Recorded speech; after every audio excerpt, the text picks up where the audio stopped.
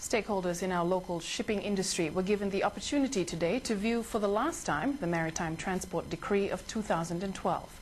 The decree reviews the Marine Act of 1986, a 26-year-old document widely criticized as out of date.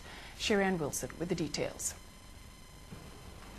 Stakeholders in the shipping industry used the opportunity to raise concerns about the draft Maritime Transport Decree, which addresses issues of vessel safety, the safety of mariners and the environment.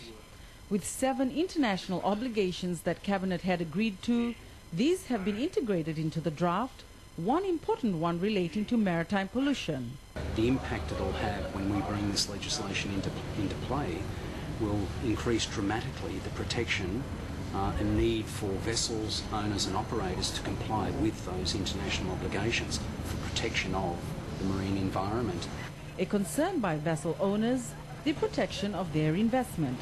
We've actively pursued and gone out to seek the input, the expressed interest and needs of all stakeholders, and we've drafted that wholeheartedly into the legislation. Today's discussions also served as an opportunity for MSAF to reply to grievances about the draft. It's important that they have and do read them, and one of the points of note is in the consultations that we held, very few stakeholders did read the documents coming up to each of the stakeholder consultations. But having said that, we would expect that whatever points of note are made here today, we will heed those, draft them. The draft will now be submitted to the Solicitor General's office before it is cited by the Line Minister Timothy Natuva. A cynic would say or think the reason the authority has increased the fines and penalties is to generate revenue. To the converse,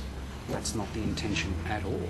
The intention is that where fines and penalties are at such a high level, they will become a deterrent to non-compliance. Extensive consultations throughout the country, the Maritime